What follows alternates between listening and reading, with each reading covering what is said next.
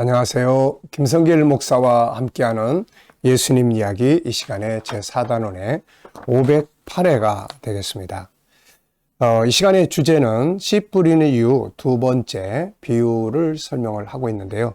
그 중에서 이 시간에는 천국 이야기가 되겠습니다.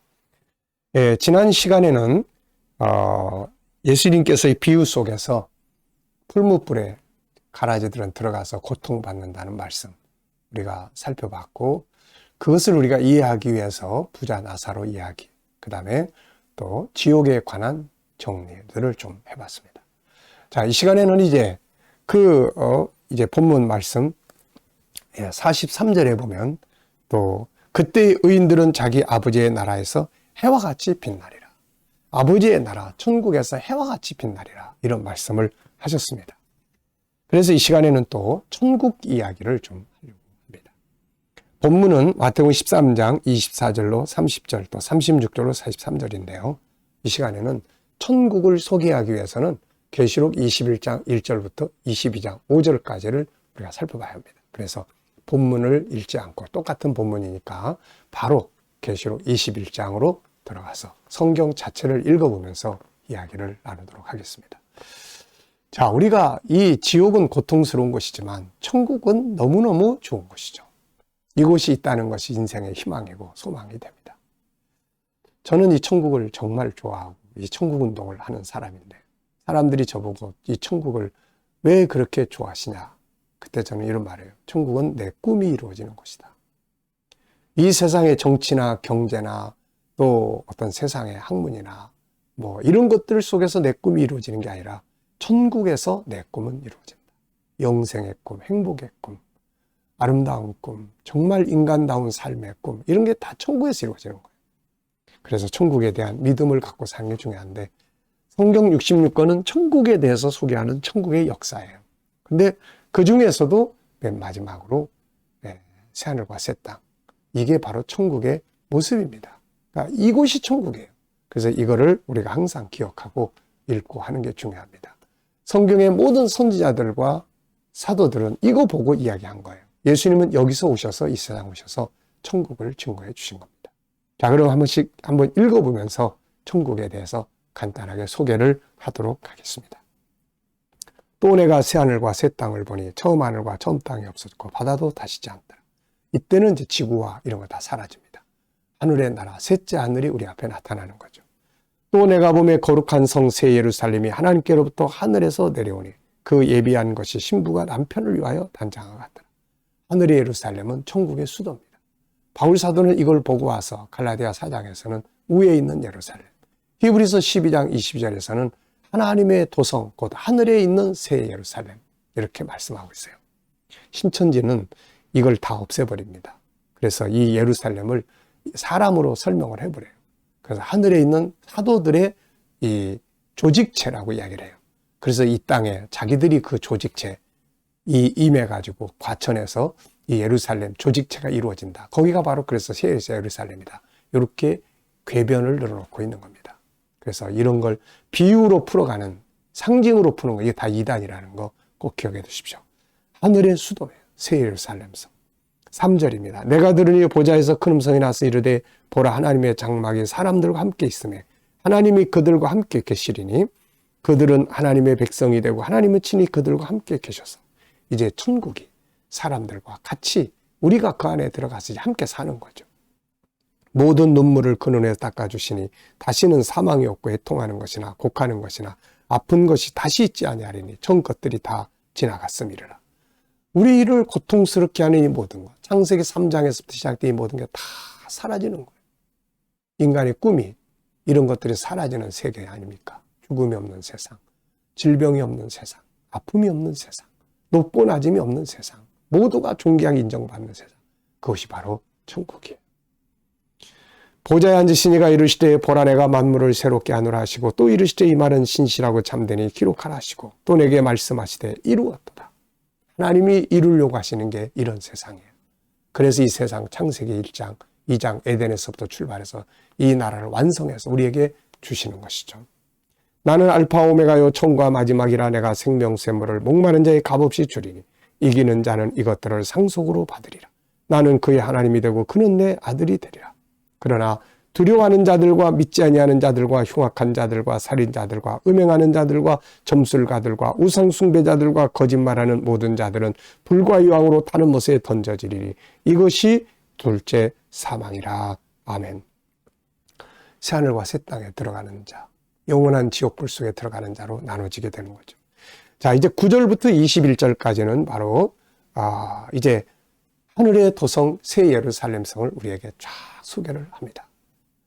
7 대접을 가지고 마지막 7 지향을 담은 7 천사 중 하나가 나와서 내게 말하 이르되 이리 오라. 내가 신부 곧 어린 양의 아내를 내게 보이리라고 성령으로 나를 데리고 크고 높은 산으로 올라가 하나님께로부터 하늘에서 내려오는 거룩한 성 예루살렘을 보이니 하나님의 영광이 있어 그 성의 빛이 지극히 귀한 보석 같고 벽과 수정같이 맑더라. 크고 높은 성곽이 있고 12문이 있는데 문에 12 천사가 있고 그 문들 위에 이름을 썼으니 이스라엘 자손 12지파의 이름들이라. 동쪽의 세 문, 북쪽의 세 문, 남쪽의 세 문, 서쪽의 세 문이니 그 성의 성곽에는 12 기초석이 있고 그 위에는 어린 양의 12사도의 12 이름이 있더라. 이들은 다 복음을 처음으로 받아들인 시작된 나라, 그 다음에 복음을 위해서 수고했던 주님의 제자들, 이들이 바로 그 나라에서 가장 빛나는 곳에 이름들이 있게 되는 거예요. 저와 여러분들의 이름은 하나님이 우리 위해서 예비하신 거룩한 초소에 다 기록이 되어 있는 것입니다. 내게 말하는 자가 그 성과 문들과 성곽을 측량하려고 금갈대자를 가졌더라. 그 성은 네모가 반듯하여 길이와 너비가 같은지라. 그 갈대자로 그 성을 측량하니 12,000 스타디온이요 길이와 너비와 높이가 같더라. 그 성곽을 측량함에 144 규빗이니 사람의 측량 곧 천사의 측량이라. 그 성곽은 벽옥으로 쌓였고 그 성은 벽옥으로 쌓였고 그 성은 정금입니다. 아름다운 빛난 보석으로 가장 좋은 재료로 만들어진 곳이죠. 그 성의 성곽의 기초석은 각색 보석으로 꾸몄는데 첫째 기초석은 벽옥이요 둘째는 남보석이요 셋째는 옥수요 넷째는 옥보석이요 다섯째는 홍만호요 여섯째는 홍보석이요 일곱째는 황옥이요 여덟째는 노곡이요 아홉째는 다망옥이요 열째는 비치옥이요 열한째는 청옥이요 12째는 자수정이라.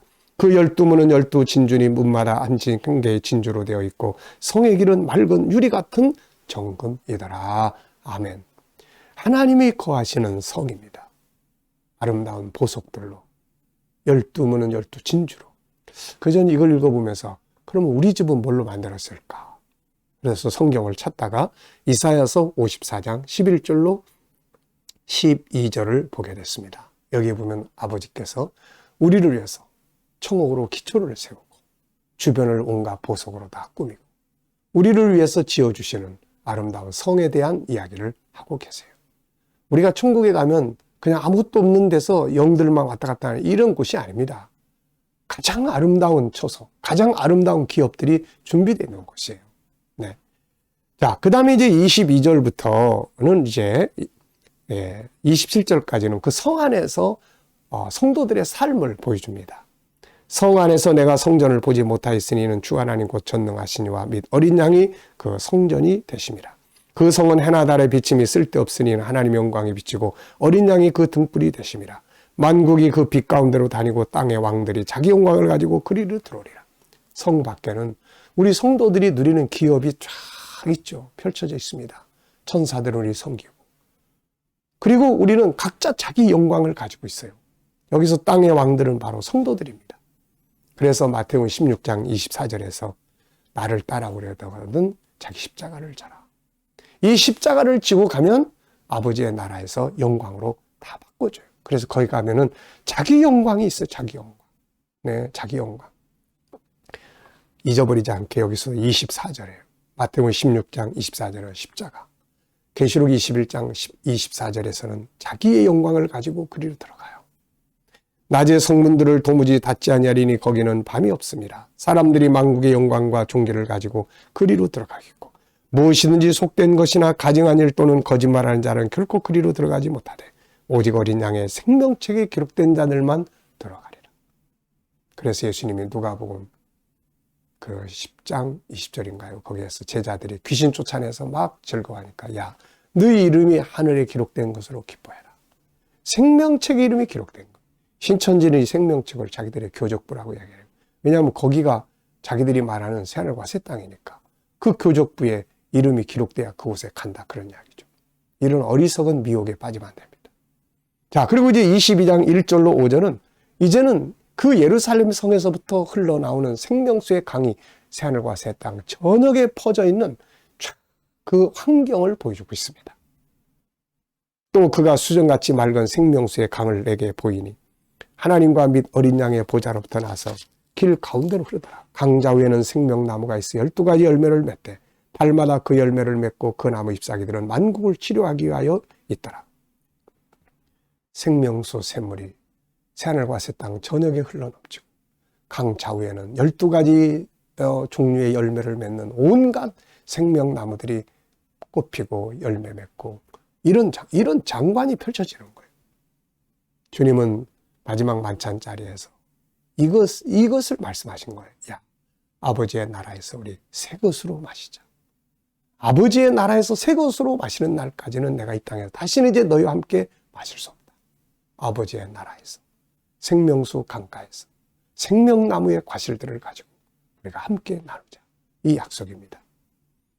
다시 저주가 없으며 하나님과 그 어린 양의 보좌가 그 가운데 있으리니 그의 종들이 그를 섬기며 그의 얼굴을 볼 터이요 그의 이름도 그들의 이마에 있으리라. 다시 밤이 없겠고 등불과 햇볕이 쓸데없으니 이는 주 하나님이 그들에게 비치심이라.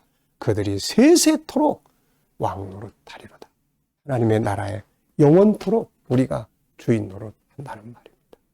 여러분, 오늘의 인생에 의미가 있다는 것은 우리의 미래가 바로 이런 영광스러운 나라가 있기 때문이에요. 옛날에 어떤 가수가 그런 노래 불렀죠. 저 푸른 초원에 그림 같은 집을 짓고 사랑하는 님과 함께 한 100년 살고파라. 자, 사람은 왜 이런 노래를 부르고 살까요? 내면의 세계 속에 이 천국에 대한 갈망이 있기 때문입니다. 천국은 추상적인 장소가 아니고 상징적인 것도 아니에요.